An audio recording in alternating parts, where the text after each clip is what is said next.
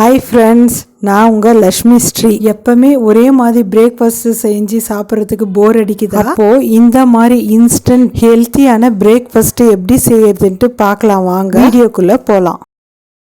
ஒரு கப்பு மைசூர் தால் போட்டுக்கலாங்க. இதில் புரதச்சத்து, இரும்பு சத்து, நார்ச்சத்து நிறைய இருக்கிறதுனால உடல் எடையை குறைக்க உதவுகிறது. இந்த பருப்பில் 100 கிராம் பருப்பில் 24 கிராம் புரதம் இருக்கிறது. இரும்பு சத்து இருக்கிறதுனால இரத்த சோகை வராமல் தடுக்குகிறது.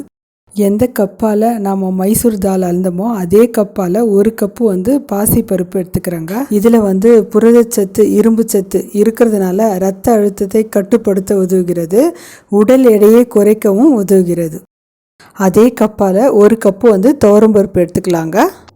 இதில் புரதச்சத்து, நார்ச்சத்து இருக்கிறதுனால எலும்பு வளர்ச்சிக்கு உதவுகிறது.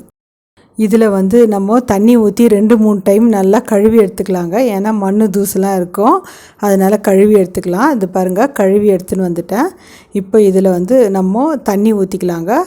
தண்ணி ஊற்றி ஒரு தட்டு போட்டு மூடி அட்லீஸ்ட் 1 ஹவர்னால் நம்ம ஊற வச்சு எடுத்துக்கலாங்க. இந்த பருப்பை 1 ஹவர் ஆயிடுச்சுங்க. பருப்பு நல்லா ஊறி வந்திருக்குதுங்க. இது ஒரு பக்கம் இருக்கட்டுங்க. இப்போ மிக்ஸி ஜாரில் நம்ம எந்த கப்பால் நம்ம பருப்பு அளந்தோமோ அதே கப்பால் ஒரு கப்பு ஓட்ஸ் போட்டுக்கலாங்க. ஓட்ஸ் போட்டு நல்லா நைஸாக பொடி பண்ணி எடுத்துன்னு வந்துடலாங்க. நைஸாக அரைச்சி எடுத்துன்னு வந்துட்டோங்க. இதுலேயே நம்ம பருப்பு போட்டுக்கலாங்க.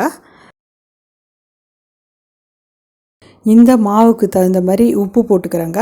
ஒரு 1/4 ஸ்பூன் சீரகம் போட்டுக்கிறேன். ஒரு தக்காளியை நம்ம கட் பண்ணி போட்டுக்கலாம். கொஞ்சமாக மஞ்சள் தூள் போட்டுக்கலாங்க.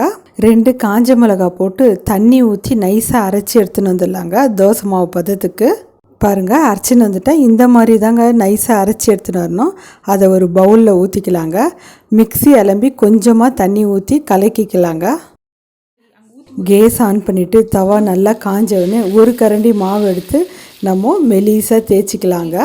எவ்வளோ மெலிசாக தேய்க்கிறோமோ அவ்வளோ மெலிசாக வருங்க இந்த தோசை. கொத்தமல்லி நான் துண்டு துண்டாக கட் பண்ணி வச்சுருக்கேங்க. அதை நான் கொஞ்சம் போட்டுக்கிறேன். நீங்கள் வேணால் இந்த கொத்தமல்லியோட வெங்காயம் கூட நீங்கள் சேர்த்து துண்டு துண்டாக கட் பண்ணி போட்டுக்கோங்க. டேஸ்ட் ரொம்ப நல்லா இருக்குங்க. இதுக்கு நான் கொஞ்சமாக எண்ணெய் ஊற்றிருக்கேங்க. நீ குழந்தைங்களுக்கு கொடுக்கும்போது நெய் கூட ஊற்றி கொடுங்க. வெந்துச்சு பாருங்கள். இப்போ திருப்பி போட்டு மறுபக்கம் நம்ம வேக வச்சு எடுத்துக்கலாங்க. அரிசியை வச்சு நம்ம எப்பவுமே ஒரே மாதிரி தோசை செய்கிறத விட இந்த மாதிரி பருப்பு வச்சு ஹெல்த்தியான தோசை, கலர்ஃபுல்லான தோசை கொடுக்கும்போது குழந்தைங்களும் விரும்பி சாப்பிடுவாங்க. 2 பக்கம் நல்லா வேக வச்சு எடுத்துக்கணும் பாருங்க. இப்போ நம்ம எடுத்துடலாம். ஹெல்த்தியான ஓட்ஸ் தோசை ரெடி ஆயிடுச்சுங்க. எப்பவுமே ஒரே மாதிரி அரிசியை வச்சு தோசை செய்யறத விட இந்த மாதிரி ஹெல்த்தியான தோசை செஞ்சு பாருங்க.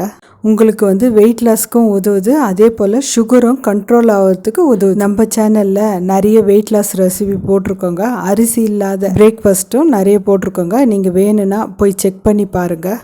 நீங்களும் ஒரு வாட்டி செஞ்சு பார்த்துட்டு உங்கள் ஃபீட்பேக் எனக்கு சொல்லுங்கள். லைக் பண்ணுங்கள், ஷேர் பண்ணுங்கள், சப்ஸ்கிரைப் பண்ணுங்கள்.